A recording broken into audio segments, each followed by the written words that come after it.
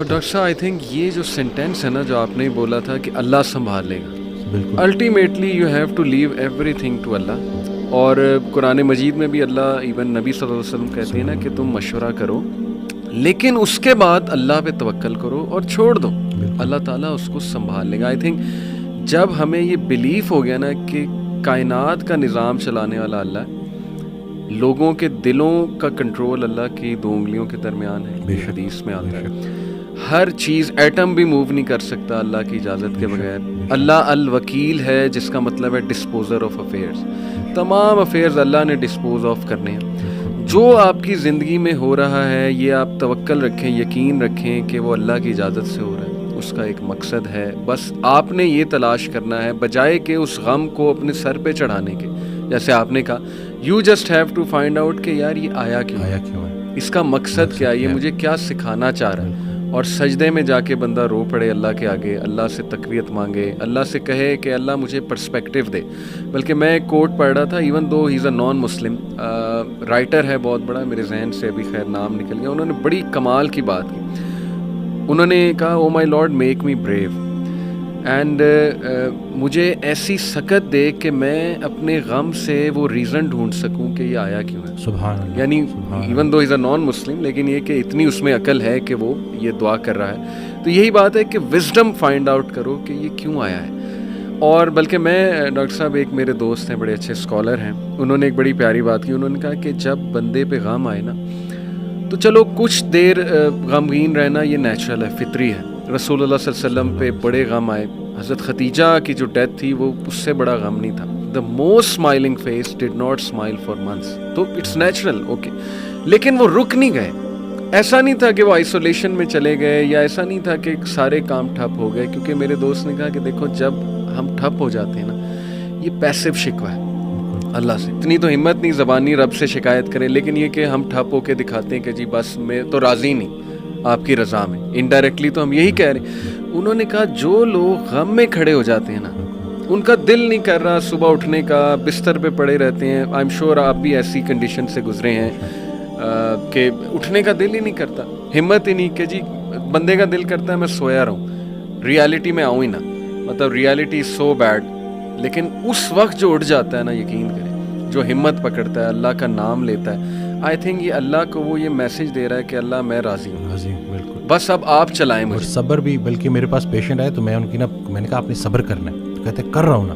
میں نے کہا کہ صبر تو ایسے کرنا ہے کہ دوسرا بندہ اپنی پریشانی بھول جائے. صبر ایسے آپ نے ڈیفائن کرنا ہے کہ دوسرا آپ کے پاس آئے اور آپ، کیونکہ یہی صبر ہے. بالکل ایسے. اب آپ کو میں دیکھ رہا ہوں آپ نے اپنے آپ کو چور چور کر دیا. اور باقی ایک اور بات کہ اپنے آنسوؤں کو لوگوں کے سامنے رائے گاہ مت کرنا، کیونکہ ان آنسوؤں کی خریدار رحمت پروردگار ہے، تو ان کے سامنے بہاؤ اور پھر دیکھو کہ کیا ہوتا ہے. اور باقی ایک کویسچن بہت سارے لوگ نا مجھ سے کرتے ہیں انگزائٹی سے ریلیٹڈ کہ ہمیں لگتا ہے کہ ہمارے بعد ہمارے بیوی بچوں کا کیا ہوگا. تو میں یہ کہتا ہوں کہ حضرت کہتے ہیں آڈیو میں کہ جو انسان یہ سوچتا ہے کہ اس کے مرنے کے بعد اس کی بیوی بچوں کا کیا ہوگا، اس کا ایمان نامکمل ہے. اس نے پالنے والے کی پالنے والی صفت پہ ایمان ہی نہیں لایا. اللہ جن کے لیے پوری کائنات بنائی ان کو یتیمی اور غریبی سے گزارا، ان کو ماں باپ نہیں دیے، آپ کو دے دیے. ہم شکر کے مقام کو گلے میں کنورٹ کر دیتے ہیں. صحت بھی ہے، زندگی بھی ہے، اور کب تک ہے کوئی نہیں جانتا، اور جب تک ہے وہ کوئی چینج نہیں کر سکتا. تو پھر ابھی کیوں پریشانی لیتے ہیں؟ کیا ان بچوں کو ہم پال رہے ہیں؟ صحیح بات. کیا ہم خود کو پال رہے ہیں؟ کیا ہم اس قابل ہیں؟ بے شک. قد پہ حد کا پہرا، صحت پہ بیماری کا پہرا، اور اتنے پہروں میں پیدا کیا ہوا انسان چاہتا کیا ہے؟ آزادی. تو یہ کر کے دیکھ لیں. صحیح بات. ڈاکٹر صاحب جسٹ ٹو وائنڈ اپ، کیونکہ ہمارا یوتھ کے ریلیٹڈ کام ہے، تو آپ نے کل میری آپ سے بات ہو رہی تھی، آپ نے ایک بڑی آئی اوپننگ بات کی. آپ نے کہا کہ ہم نہ ہی مینٹلی، نہ ہی فزیکلی، نہ ہی اسپرچولی اپنی یوتھ پہ کام کر رہے ہیں، اور ہم ایک بہت کمزور جنریشن چھوڑ کر جا رہے ہیں. تو what is your message for the youth in particular? کیونکہ مینٹلی بھی، ایموشنلی بھی، فزیکلی بھی آپ کی بات ٹھیک ہے، ہم ایک کوئی طاقتور جنریشن نہیں چھوڑ کے جا رہے. دیکھیں اصل میں بہت چیلنجنگ ہے، لیکن ان بچوں کو یہ سمجھنا ہوگا کہ ابھی چونکہ عمر ایسی ہوتی ہے. اس دن بھی ایک کوئی ہارٹ بریک ہو گیا تھا تو پراپر نہ صحیح ڈپریشن میں، تو میں نے اس کو کہا کہ ہر اس انسان کا شکریہ جس نے میری آنکھوں کو آنسو دیے, یہ آنسو مجھے اللہ کے پاس لے گئے. اس انسان کا سب سے بڑا تحفہ یہ جدائی ہے جو تجھے اللہ کے پاس لے کے جائے گی. لوگ کیا کرتے ہیں, یہ جو غیر اسلامی تعلقات, اسی طرح سے غیر شرعی چیزیں, یقین جانیں آپ جتنی مرضی دیکھ لیں سکون نہیں ملے گا آپ کو. اور یہی جو آپ کی گروئنگ ایج ہے نا, اس میں آپ کے ہارمونز بھی آن پوائنٹ بہترین ہیں. اسی عمر میں آپ نے اسپورٹس میں انڈلج ہونا ہے, آپ نے پراپر طریقے سے ڈائٹ کا خیال رکھنا ہے, اور سب سے بڑھ کر یہی لرننگ ایج ہے, اس میں آپ نے سیکھنا ہے. اور جیسے جیسے آپ ایک قدم بڑھائیں گے اللہ کئی گنا زیادہ آپ کے قریب آتا جائے گا. اور یہ ٹرائیڈ اینڈ ٹیسٹڈ چیزیں, مجھے یہ بچپن میں سکھایا گیا تھا کہ صرف شہرت, دولت اور یہی چیزیں ہوں گی تو بس یہی سب کچھ ہے, کیونکہ ہم ادھر ادھر یہی دیکھ رہے ہوتے ہیں. لیکن سب کچھ ہوتے ہوئے بھی انتہائی بڑا خلا تھا جو پورا نہیں ہو رہا تھا. تو ہم تو چلیں, وہ کہتے ہیں اگر سیدھی طریقے سے اللہ کے راستے پہ نہیں آتے تو اللہ گھما کے لے کے آئے گا. تو ہمیں تو بہت سی چیزوں سے آپ نہیں گزریں گے انشاءاللہ ان چیزوں سے. آپ کے پاس یوٹیوب پہ کانٹینٹ موجود ہے جو خالصتاً اللہ کی رضا کے لیے لوگ بنا رہے ہیں. ہمارا جو وقت تھا, دور تھا, اس میں ٹھیک ہے ہمیں شاید اس طرح سے توجہ نہیں دی گئی, لیکن اب آپ کے پاس آپشنز ہیں اور آپ پراپر طریقے سے جو صحیح, دیکھیں دنیا چلی گئی تو چلی گئی, دین چلا گیا تو پیچھے کیا رہ گیا. تو میں کہتا ہوں کہ دنیاوی تعلیم میں جتنا عبور حاصل کر سکتے ہیں کریں, لیکن اللہ کو بیچ میں رکھنا ہے. صحیح بات. اور دوسرا یہ کہ فائدہ بخش ہونا ہے لوگوں کے لیے, کہ آپ کی ذات سے لوگوں کو نفع ہو.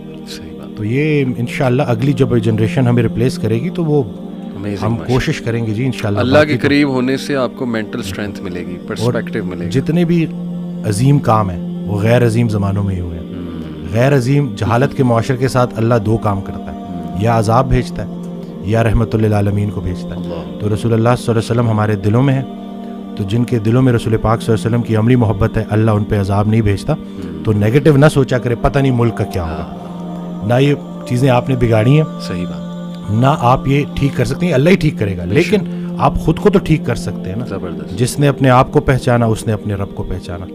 تو اپنے آپ سے آپ آشنائی حاصل کر لیں اور دیکھ لیں کہ آپ کا انٹرسٹ کیا ہے. بالکل صحیح. جو بھی کام کریں انٹرسٹ سے کریں, اور اس میں حصہ لوگوں کا رکھ دیں کہ لوگوں کے کام آئیں آپ, تو باقی انشاءاللہ کامیابی ہے. امیزنگ سر, بہت شکریہ, بہت اچھا لگا. may اللہ بلیس یو. اللہ تعالیٰ آپ کو بلانے کے لیے شکریہ. کہ نہیں, اٹس این آنر. اللہ آپ کو مزید ترقیوں سے نوازے, اللہ تعالیٰ برکت دے آپ کو لائف میں, اور دنیا آخرت دونوں کی بہترین چیزیں دیں انشاءاللہ. ول کیپ ان مائنڈ انشاءاللہ. جزاک اللہ. السلام. Thank you.